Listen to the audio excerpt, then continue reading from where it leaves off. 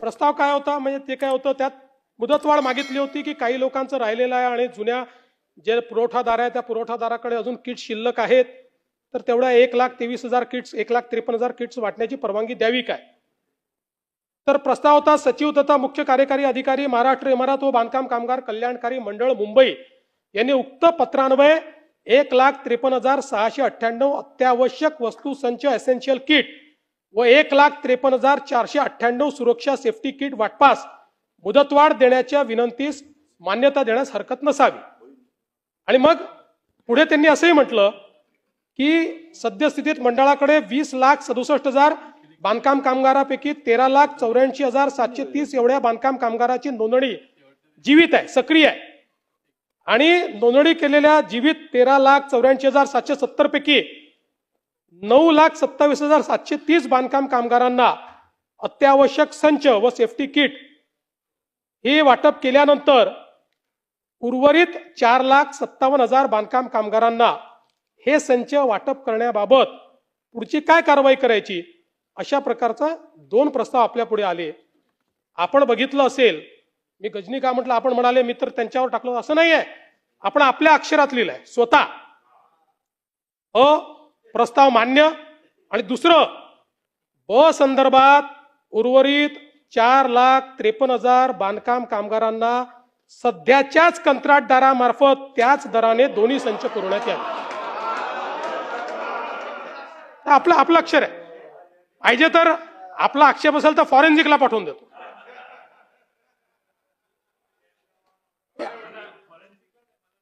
तुम्हाला पाठवतो. नाही, मी आपल्या हेतूवर शंका घेत नाही. म्हणजे असं आपण बेनोव्हेलंट लोक आहोत, आपल्याला असं वाटू शकतं की 4,53,000 कामगार राहिले आहेत आणि मग पुढची प्रक्रिया करायला वर्ष जाईल, त्यामुळे देऊन टाका बाबा. पण मी आपल्याला एवढंच सांगू इच्छितो की आपण जे आक्षेप माननीय आमच्या फुंडकर साहेबांवर घेतले, बिचारे नवीन मंत्री आहेत, मग त्यांच्यावर झाले की नाही खात्यावर, म्हणजे तर हे ठीक आहे.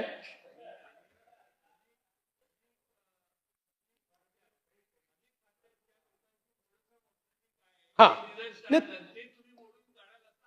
अगदी तेच करायचं आपल्याला. त्यानंतर एवढंच नाही तर मी ही जी तुम्हाला म्हणजे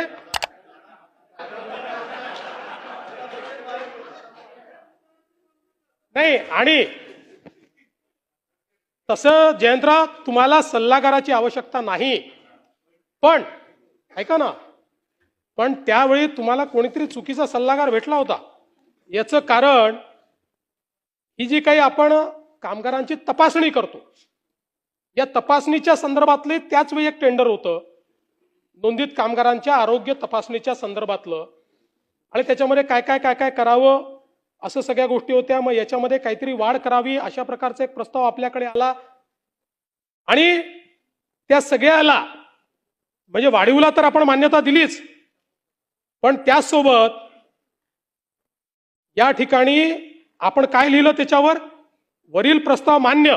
सन 2023 पर्यंतचा प्रस्ताव होता. प्रस्ताव काय होता तर टेंडर प्रमाणे 15/2/21 ते 14/2/23 या 2 वर्षामध्ये यापूर्वीच्या अटीवर, म्हणजे नवीन टेंडर काढा असं म्हटलंच नव्हतं, खरं म्हणजे नवीन टेंडर काढायला पाहिजे होतं, पण ठीक आहे 2 वर्षाकरता या पूर्वीच्या अटींवरच त्यांना देण्यात यावं. आपण काय लिहिलं त्याच्यामध्ये, वरील प्रस्ताव मान्य. सन 2023 नंतर मुदतवाढ देताना, म्हणजे आधीच ठरवलं तुम्ही मुदतवाढ द्यायची आहे, ही मुदतवाढच होती. मुदतवाढ देताना मागील काम योग्य असल्यास विभागाच्या सचिवाकडनं त्यांच्या स्तरावर मुदतवाढ देण्यात येईल.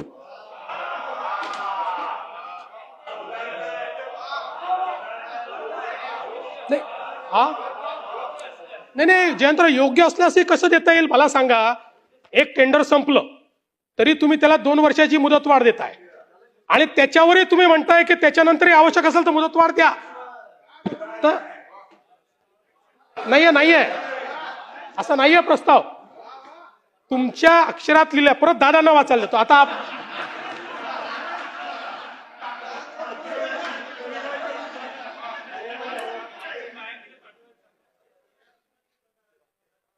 परत मला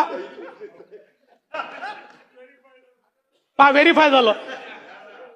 मला तुमच्या हेतूवर शंका घ्यायची नाही आहे. मी तुम्हाला सांगू इच्छितो की हे जे काही तुम्ही सांगताय खात्यामध्ये उत्तम काम आपले मंत्री करतायत, चांगलं चाललंय. आणि आता आपण एक अजून मुद्दा उपस्थित केला की अशा अटी आणि शर्ती का टाकल्या टेंडरच्या.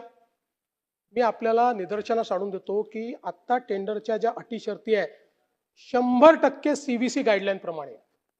त्याच्यात डायल्युशन जर केलं तुम्ही म्हणताय ते, तर CVCच्या गाईडलाईनचा त्या ठिकाणी भंग होईल. आणि म्हणून CVCच्या गाईडलाईन प्रमाणे अटी व शर्ती टाकून याचं टेंडर होत आहे. आता ते टेंडर कोणाला मिळणार, काय मिळणार याच्यामध्ये मला जायचं नाही. जो पात्र असेल त्यांनी ते टेंडर भरावं आणि ते टेंडर घ्यावं. इथे कुठेही रिगिंग याचं करण्यात येणार नाही. आणि मी त्या दिवशी तुमच्या प्रश्नाच्या उत्तरात सांगितलं की भांडे वाटप वगैरे या ज्या आपल्या अतिशय लोकप्रिय स्कीम्स आहेत याच्यामध्ये काही पारदर्शिता आणण्याची आवश्यकता आहे. आणि म्हणून या सगळ्या स्कीम्समध्ये पारदर्शिता आणायची, काही प्रमाणात अजून नवीन स्कीम्स घ्यायच्या का, कुठे DBT करायचं काय, या संदर्भात सुप्रीम कोर्टाने गाईडलाईन्स दिलेले आहेत. आपल्याला माहिती आहे की हे पैसे दुसरीकडे खर्च नाही करतायत. लाडक्या बहिणींना द्यायचे ठरवले म्हणजे त्यांच्याकडे 5-7 हजार कोटी रुपये आहेत. इकडे आपल्याला कर्ज घ्यावं लागतं पण ते आपण लाडक्या बहिणींना देऊ शकत नाही, ते यांनाच आपल्याला द्यायचं आहे. त्यामुळे अजून काही नवीन योजना पारदर्शीपणे आणण्याची जर परवानगी मिळाली तर निश्चितपणे आम्ही त्या योजनाही या ठिकाणी आणण्याचा प्रयत्न हा निश्चितपणे करू.